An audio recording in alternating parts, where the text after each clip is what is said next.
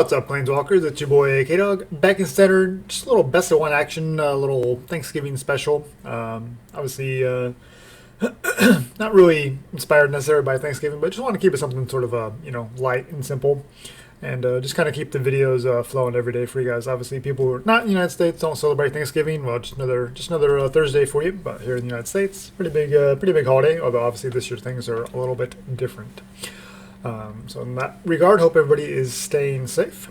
As far as this deck goes, Hero of the Nyxborn is a card that has been around since, of course, Theros, obviously, but hasn't really seen a whole lot of play. It's been kind of outshined and not quite good enough to make it into the competitive ranks. But I've played around with it some in the earlier Theros standard and whatnot, but not a whole lot since then. And so it's something I've kind of had my eye on, and been looking for a way to brew around it. And things like Felidar Retreat now and Zendikar Rising kind of give the deck a little bit different component. So we're not like super fast, aggressive. Really, we're just kind of slow, generally try to build up a board with some tokens, and then trying to take advantage of Hero of the Nyxborn to do some crazy things. So just in case you're not familiar with Hero of the Nyxborn, which you probably aren't, 3 mana, 2/2. When enters, you get a 1/1 human soldier creature token, and whenever you cast a spell that targets Hero of the Nyxborn, creatures you control get +1/+0 until end of turn. So that's all creatures, including itself. Alright, and of course, Felidar Retreat, another way for us to kind of go wide. 4 mana, enchantment, landfall. We can make 2/2s, or we can make all of our creatures get +1/+1 encounters on them. And so the best ways we're going to take advantage of that are things like Defiant Strike, and specifically here, Phalanx Tactics, which is a card that was really kind of made for Hero of the Nyxborn, I think. 2 mana, instant speed, target creature you control gets +2/+1 until end of turn, and each other creature gets +1/+1 until end of turn. So this combined with Hero of the Nyxborn is pretty insane, as you can imagine. And of course, Defiant Strike lets us draw a card as well, which can be pretty helpful to potentially draw into another one or something to kind of help us keep going. But yeah, mostly it's the Phalanx Tactics, and Defiant Strike is just kind of a little bit of kind of card advantage. Maybe that one little point of damage can be helpful in certain spots here and there as well. But we need some other things to play before that. Obviously, ways to make tokens, but also other creatures to kind of take some of the pressure off Hero of the Nyxborn. So Hero isn't just like a magnet for removal. So we got Fearless Fledgling here in the 2-drop slot, 2 mana, 1/1. Landfall, whenever a land enters, it gets a +1/+1 counter on it, which is awesome that it keeps the counter, and it gains flying until end of turn, which is great as well. We have the Forbidden Friendship, which lets us make a couple tokens for 2 mana. One gets haste, and the other one is just a 1/1. Human Soldier, they're both 1/1 tokens. Omen of the Sun, obviously sees a lot of play in the Urian builds and whatnot, because it can be abused rather easily. We're not really doing anything like that, we're just kind of playing fair here. So 3 mana, flash speed. For an enchantment, when enters, you get 2 1/1 human soldier creature tokens, and you gain 2 life, which can be pretty helpful, because we are a little bit slower. We kind of want to get set up with our tokens, our Hero of the Nyxborn, our Felidar Retreat, and that sort of thing. So gaining that little bit of life can be great as well. We can also sacrifice it to Scry 2 first, kind of flooding out, and we're kind of trying to dig for more answers. Skyclave Apparition lets us play a creature that's also in the form of removal. So that'll really kind of slow down your opponent's attack against you. And being able to exile any non-land, non-token permanent with mana cost 4 or less. And final here we have the Solemn Simulacrum. Obviously we're in the Boros color, so we don't really have good ways to proc landfall triggers. Well, Solemn Simulacrum is a body that lets us search up lands. So it works well with both the Felidar Retreat and the Hero of the Nyxborn. And of course, if it dies, you get to draw a card, which can be helpful as well. So we're mostly leaning towards white. So we got the 7 plains here, 5 mountain, 4 of the pathways here. And since we don't really have landfall triggers like cultivates and things like that, we need to lay on our lands to give us those landfall triggers. So all 4 Evolving Wilds and all 4 Fabled Passage, so we can get the landfall trigger as easily as possible. Alright, that's the list. We'll jump into some games. Alright, against Nerpunk. Alright. We got the double Fledgling with the Evolving Wilds. So I think in this case we'll play out the pathways here. 1 white, 1 red. And then we'll crack our Evolving Wilds to get maximum value. Improbable Alliance, so our opponent's going to be going wide as well.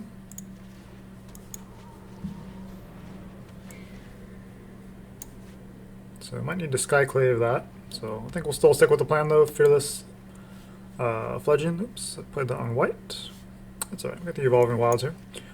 Leaning mostly towards white anyway, so we need double white. Oh, they missed a land drop. Or no, they'll hold up something at instant speed. Scorching Dragonfire. That's rude.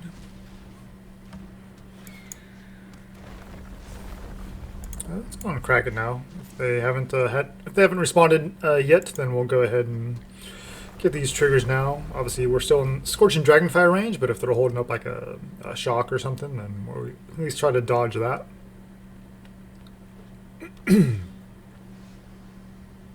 Well, you don't typically see these lists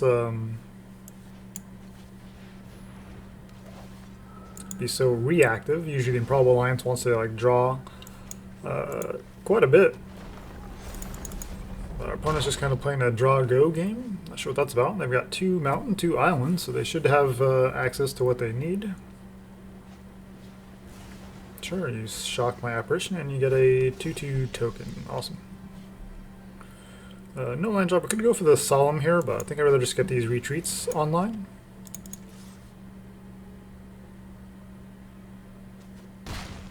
They don't even block. They're saving their 2/2, maybe for waiting for our Fearless Fledgling to get a little bit bigger. Prevent more damage a little bit later on. Deliberate. Not a card that's seen a whole lot of play, but something like could be decent in the right build, especially, you know, a draw 2 sort of deck like what seems like what they're up to, but I mean, we've seen the Improbable Alliance, but not necessarily a whole lot else. 4 cards in hand, 3 mana open. The decks don't typically run counter magic, but you know, best of one. Who knows? Who knows? Anything goes in best of one. So I guess I could shock here, which would be bad, but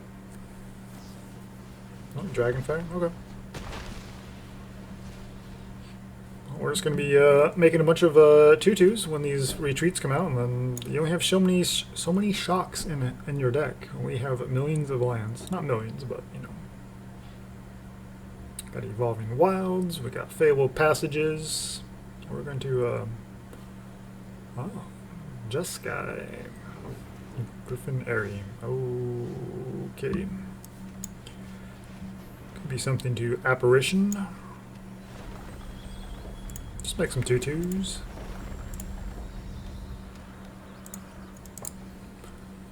Let's see what they do in response here.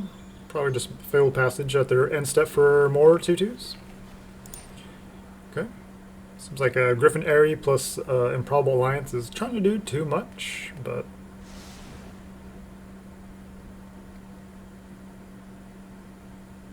they've kept us in check. They're down to 12 though. Not a very impressive board state. No signs of life gain from them. Some card draw with the form of Deliberate, but as yet nothing too impressive.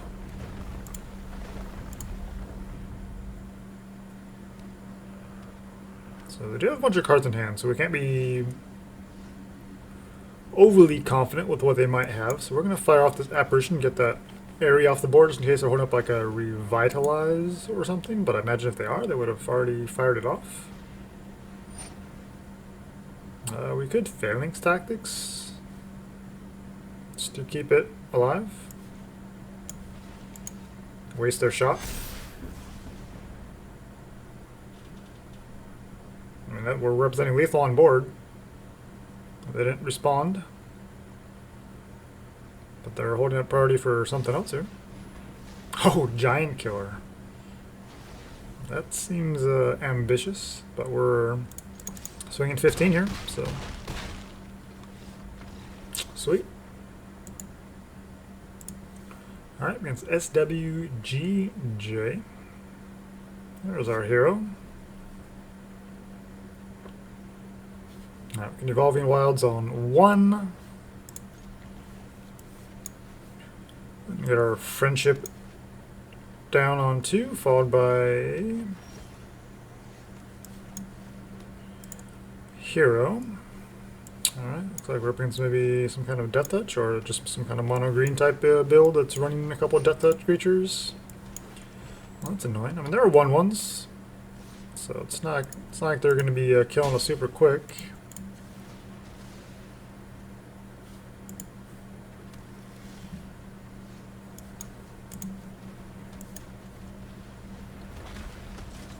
I think with a hero in hand, I think our creatures are more important to us than trying to offer the trade here, so we'll just stay back. Double Blightblade with Garruk's Uprising. Okay. So you just don't have much removal, you're just leaning on creatures.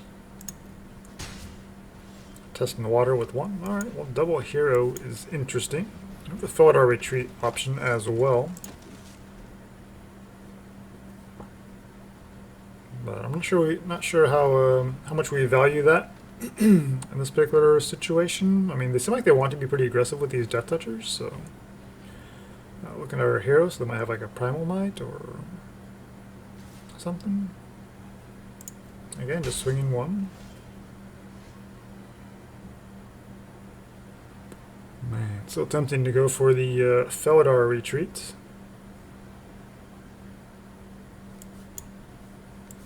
I mean, it seems like it's pretty slow, but then they could just drop some, you know, some massive threat out of nowhere and then make us sorry. We'll see. So next turn we have Hero plus Phalanx if we want to kind of start testing the waters. Wow, triple Blightblade. So all the Death Touch over there. No 4-powered creatures.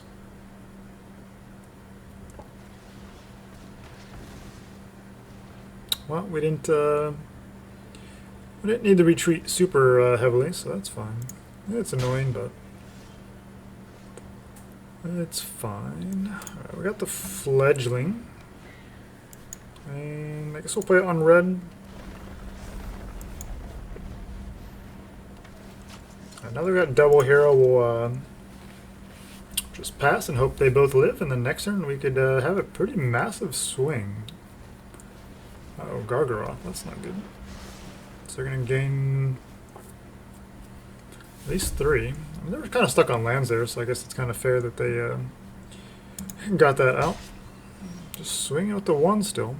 They do have the retreat now, that's interesting. Let's just go for it. I mean, we have to put them at effectively 23 life.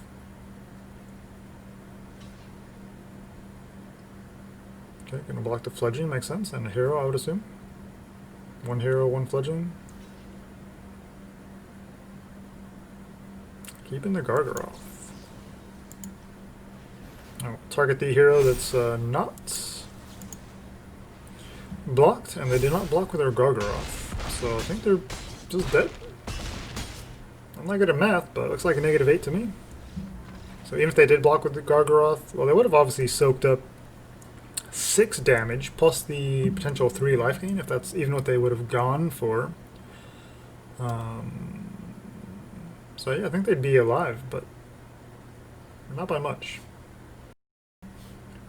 Alright, up against Ink. Alright, that seems interesting. We have double Skyclave plus our hero, so yeah, we'll give it a try. Temple of Plenty. Okay, apparently we get all these Skyclave Apparitions this game.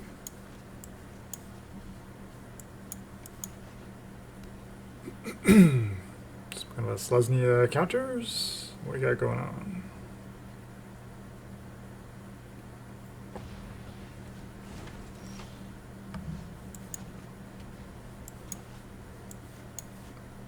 Selesnya Adventures.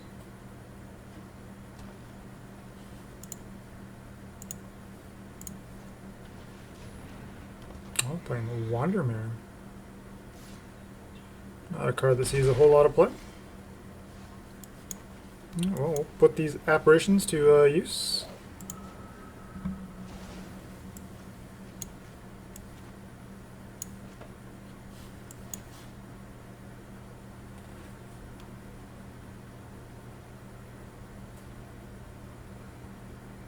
I'm not playing their Questing Beast. Or Love-Struck Beast. They could have a Questing Beast here. Nope. So they're trying to Wandermere first to get that value.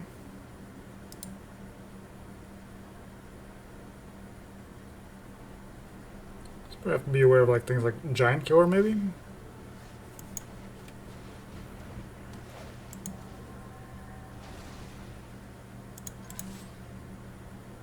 As far as if we find a Felidar Retreat and decide to put counters or not on things, or Fearless Fledgling getting a bunch of counters.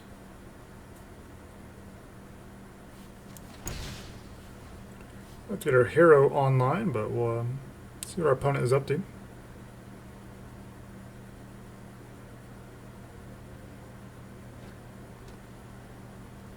Well, they're finding that land drops just fine, but we're kind of stuck on 3. And we are running the full 24 lands, or not full, but typical, standard.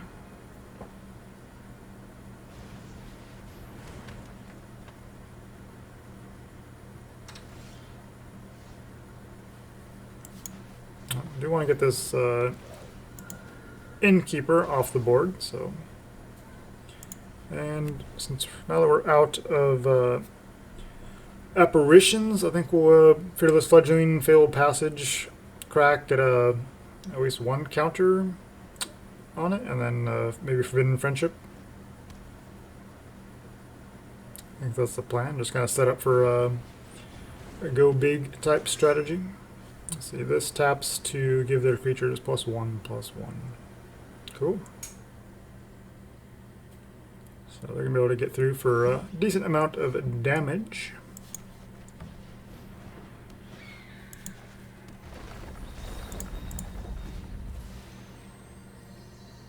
So we do need red for this friendship, so that's fine.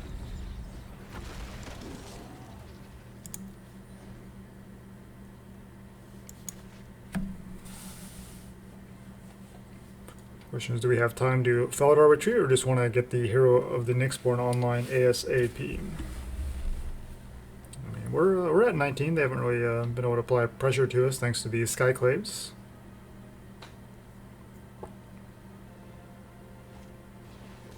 Vanishing Light on a Skyclave Apparition, just so you can get a 3/3.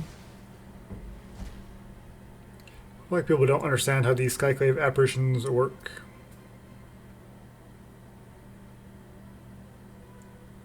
If they did, you think they would target the Fearless Fledgling, since that's just going to be a bigger threat and they have no reach or flying on their end that we've seen. Typically adventure builds don't, but they could be running the Giant Hero like we alluded to earlier. Maybe they're going to rely on that.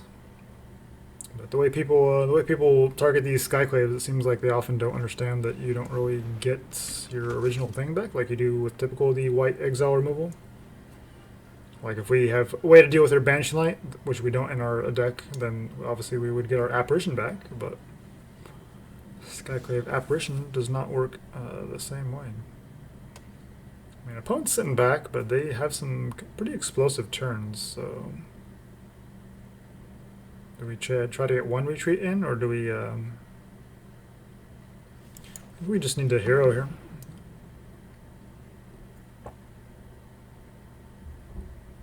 Is this just the Omen Ranger that's holding priority over there?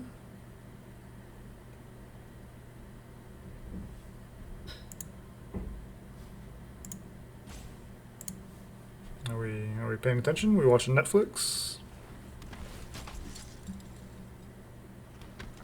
If you're playing these cards in your deck, you gotta, you know, be ready to pass priority when you're not going to use them. It's your time as well as mine.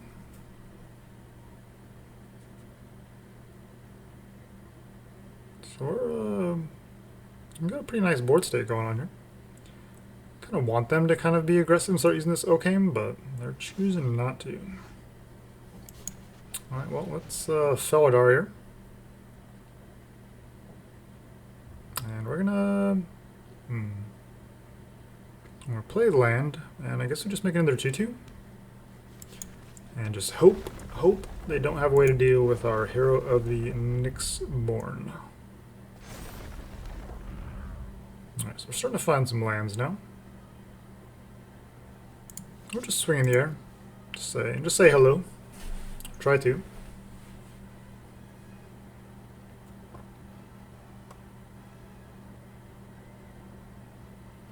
So we have to be mindful of the Ranger's ability to tap and pump the team on their side.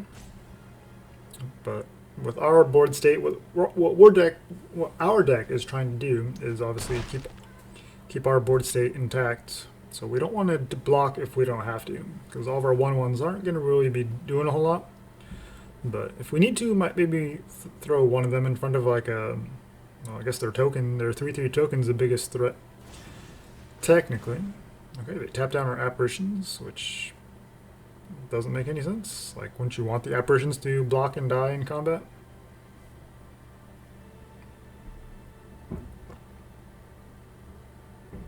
Since that's where you get the value from. Otherwise, we have easy chump blocks with these 1/1 tokens.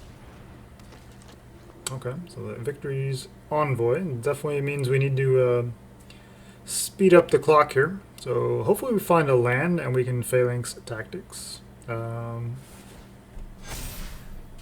Omen Ranger pre-combat, so we know exactly what their intentions are, which is fine. Let's see, this comes into tap, so we can't Solemn and Phalanx Tactics. I think a land on the top would be my best draw. Put counters and everything, swing out, and Phalanx on the hero of the Nyxborn, or another Phalanx Tactics, honestly. So that's 2, 4, 6 plus 4 is 10 plus 3, 13.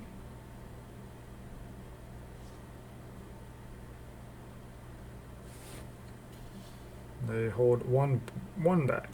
Yeah, you got it. So we kind of need to seal the deal here. Okay, Defiant Strike. I think that should probably do it. What do you got, Selesnya Adventures? You got 2 creatures back on the blocks.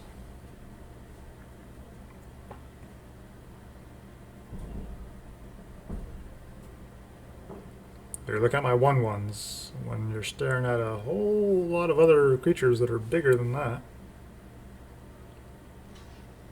There you go. Block the 4/4.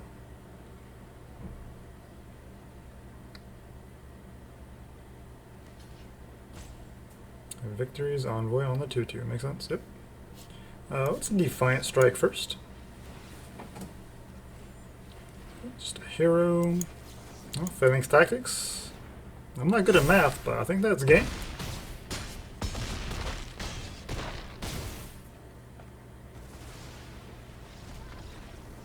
Minus 15. Whew. Whew.